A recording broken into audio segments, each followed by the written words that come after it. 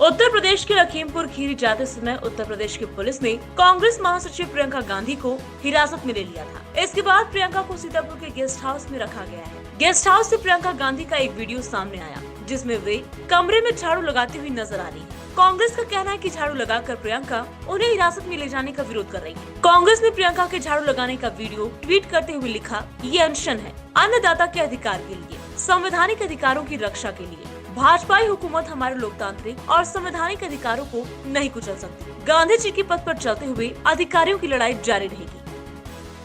Corona virus से मौत होने पर पीड़ित परिजनों को 50,000 रूपए का मुआवजा मिलेगा। सुप्रीम कोर्ट ने केंद्र सरकार की इस योजना पर मुहर लगा दी है। देश की शीर्ष अदालत ने आज इसको लेकर एक विस्तृत गाइडलाइन भी जारी की है। सुप्रीम कोर्ट ने कहा है कि ये मुआवजा राज्यों की अनुग्रह राशि देने की अन्य योजना से अलग होगा। ये मुआवजा भविष्य में होने वाली मौतों पर भी लागू होगा। इसका भुगतान राज्य आपदा राहत कोष से होगा। कोर्ट ने कहा कि लाभार्थी का पूरा विवरण प्रिंट मीडिया में प्रकाशित किया जाए। अदालत ने आदेश में कहा कि मृतक के परिजनों को 50,000 रूपए की राशि का भुगतान हर हाल में किया जाएगा और ये विभिन्न परोपकारी योजनाओं के तहत केंद्र और राज्य सरकार द्वारा भुगतान की गई राशि से अलग होगा। भारत में बिजली कंपनियां कोयले की कम आपूर्ति से परेशान। उद्योगों से बिजली की मांग बढ़ी है, लेकिन दुनिया भर में कोयले की कीमतें आसमान छू रही हैं। इसकी वजह आयात घटना है। यूरोप में भी सर्दियां आने से पहले ही बिजली के दाम बढ़ने लगे हैं। चीन ने देश की बिजली जरूरत को पूरा करने के लिए बिजली कंपनियों की प्रोडक्शन बढ़ाने का निर्देश दिया है। इसके साथ ही चीन में बिजली के इस्तेमाल पर पाबंदियां लगाई गई हैं। वहीं दूसरी ओर ब्रिटेन में पेट्रोलियम पदार्थों की कमी के कारण लोग परेशान हैं। यहाँ के 90% पेट्रोल पंप ड्राई हो गए। भारत में भी पेट्रोल, डीजल और गैस के दाम में लगातार इजाफा हो रहा है। दुनिया भर में तेल, प्राकृतिक गैस और कोयले के दाम बढ़ रहे हैं। लखीमपुर में सरकार और किसानों के बीच समझौता हो गया है। सरकार ने मृतकों के परिवारों को 45 लाख रुपए का मुआवजा देने का ऐलान किया है। मरने वालों के परिवार के एक सदस्य को सरकारी नौकरी दी जाएगी। साथ ही घटना की न्यायिक जांच और 8 दिन में आरोपियों को अरेस्ट करने का वादा भी किया गया है। यूपी के एडीजी प्रशांत कुमार ने कहा, मारे गए 4 किसानों के परिवारों को सरकार 45 लाख रुपए और एक सदस्य को सरकारी नौकरी देगी। घायलों को 10 लाख रुपए दिए जाएंगे। किसानों की शिकायत पर FIR दर्ज की जाएगी। हाई कोर्ट से रिटायर्ड जज मामले की जाँच करेंगे। उन्होंने कहा कि CRPC की धारा 144 लागू होने के कारण राजनीतिक दलों के नेताओं को जिले का दौरा नहीं करने दिया गया है। हालांकि किसान संघों के सदस्यों को यहां आने की इजाजत है। लखीमपुर खीरी के तिकुनी इलाके में किसानों के उपद्रव के बाद भड़की हिंसा में 8 लोगों की मौत के बाद अब राजनीति गर्मा गई है। विपक्षी दल के कुछ नेता सरकार की घेराबंदी की तैयारी में है। किसान नेता राकेश टिकैत तो लखीमपुर खीरी पहुंच चुके हैं, जबकि कांग्रेस की राष्ट्रीय महासचिव प्रियंका गांधी, आम आदमी पार्टी से राज्यसभा सदस्य संजय सिंह व भीम आर्मी प्रमुख चंद्रशेखर को सीतापुर में रोका गया है और उन्हें हिरासत में लिया गया है। उसके तुरंत बाद समाजवादी पार्टी के अध्यक्ष अखिलेश यादव के साथ ही पार्टी के प्रमुख राष्ट्रीय महासचिव प्रोफेसर राम गोपाल यादव को पुलिस ने विक्रमादित्य मार्ग से हिरासत में लिया है। योगी आदित्यनाथ सरकार ने भी वहां पर स्थिति को नियंत्रण में कर लिया है।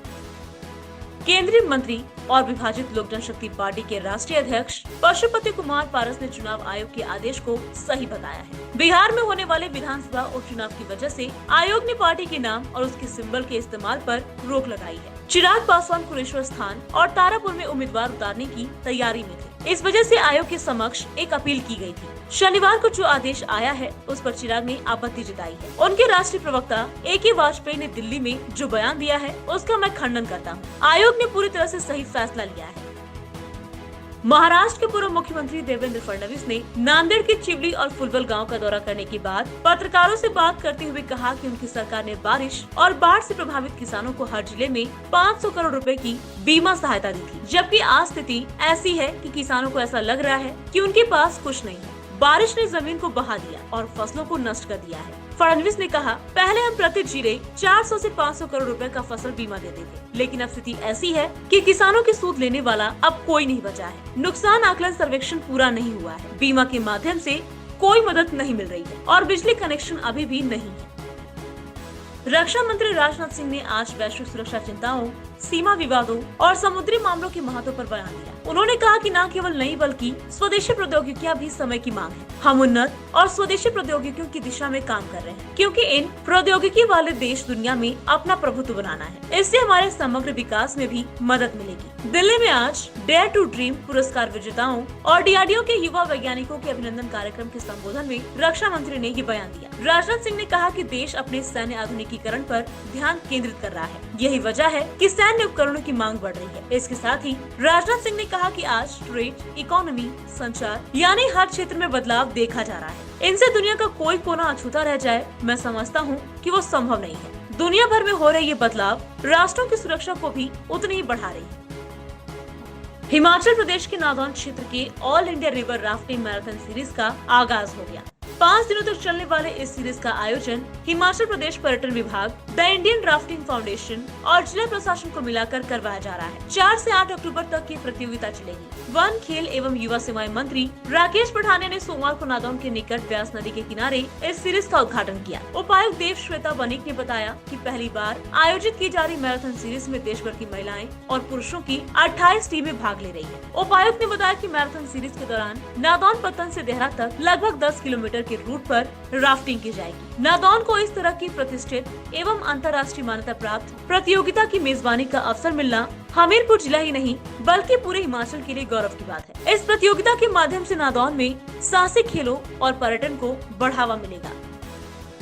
देश की राजधानी में सर्दियां शुरू होते ही प्रदूषण का स्तर भयावह हो जाता है। हर साल दिल्ली की दमघोटू हवा लोगों का जीना मुहाल कर देती है। इसी को रोकने के लिए दिल्ली सरकार बीते महीने से ही कई प्रयास कर रही है। अब दिल्ली के मुख्यमंत्री अरविंद केजरीवाल ने वायु प्रदूषण को रोकने के लिए विंटर एक्शन प्लान जारी किया है। केजरीवाल ने कहा कि पूसा इंस्टीट्यूट की मदद से घोल बनाया ताकि पराली नहीं जलानी पड़े। सरकार मुफ्त में छिड़काव करा रही है। पंजाब, हरियाणा और यूपी सरकार भी करवा सकती है। उन्होंने दावा किया कि केंद्र और पड़ोसी राज्यों ने किसानों द्वारा पराली को जलाने से रोकने के लिए कुछ नहीं किया, जिससे सर्दियों के मौसम में वायु प्रदूषण होगा। केजरीवाल ने केंद्र और दिल्ली के पड़ोसी राज्यों से अपील की है कि वे पराली के प्रबंधन के लिए बायो डिकम्पोजर का मुफ्त छिड़काव सुनिश्चित करें, जैसा कि उनकी सरकार राजधानी में कर रही है।